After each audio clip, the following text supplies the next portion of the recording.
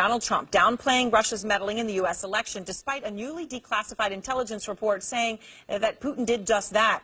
Out front now, a bitter opponent of Vladimir Putin, who has also done massive business with Donald Trump. Mixeil Saakashvili is the former president of the country of Georgia and opposition leader in Ukraine.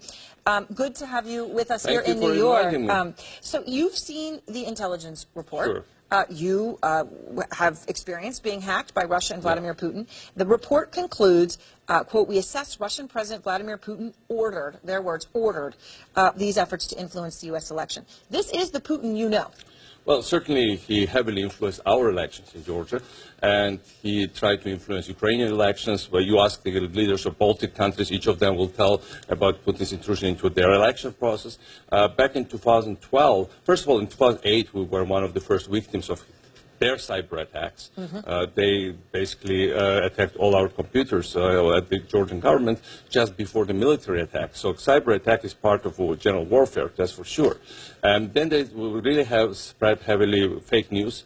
In Georgia's case, they staged a video with prison abuse, which was later found out was staged by people with clear ties with Russian intelligence, and but it spread like fire, and it had its impact at that moment. So it was well done. And the other thing they would do, they would intercept our telephone calls and then upload it through Russian sites at a very important moment, just before elections, just before, during some political crisis. They do it on Ukraine, they do it in Georgia. So that's their way, and there is no doubt. I know Putin very well. I've seen this guy many times. I've spoken to him many times. He always knows every detail of their intelligence operations. He actually boasts with it.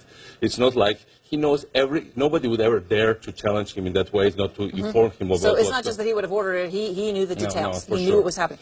So Donald Trump today, refused to give that direct acknowledgement that it was Vladimir Putin as opposed to China or someone else. His statement was like, well, Russia and China and others engage in cyber attacks. You've been friends with Donald Trump for 2 decades. Why is it so hard for him to admit this? Well, I've been, especially for the last several years, been interacting heavily with Donald Trump. Obviously, he's a very, very, intelligent man. I can say he's always thinking out of the box, and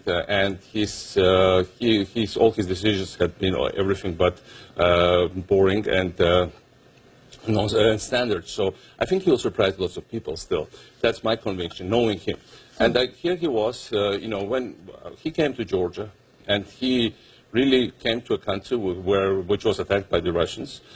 He clearly knew that I was the least favorite of President Putin, but it didn't stop him from coming, from praising me, from helping us, from assisting us and supporting the investment project. So I didn't detect any particular weaknesses. The problem here is what we have with Putin. Putin thinks he's eternal. So he lived through President Bush, and Bush started with kind of reset. And so it took some time. It was really war in Georgia that finally brought back all the instincts of administration. But it took some time with Bush, who was my good friend, and then also a very intelligent man. Then President Obama and Secretary Hillary Clinton also started to reset.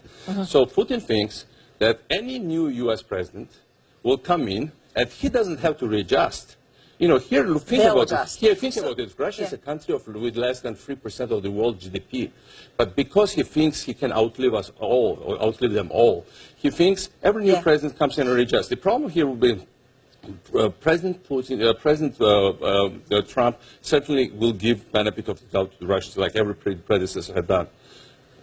It's very important that he, Putin measures everybody from the point of view of the character. And I think from that point of view, and Putin likes to dominate, Putin likes to intimidate, especially during first meetings. And my prediction is that they would meet within a couple of months after, after the inauguration.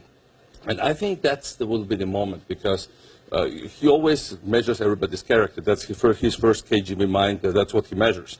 I think from my experience with President-elect Trump, he'll be a very tough nut to crack for Putin for all these kind of reasons, because Putin doesn't like stubborn people. He doesn't like strong characters. He likes people who can really manipulate and intimidate. Play him. And the only thing that America cannot afford to show the Russians that America is weak, because the only thing Putin appreciates, everybody knows that, is sheer force. All right. Thank you very much, Misha. I very much appreciate your time.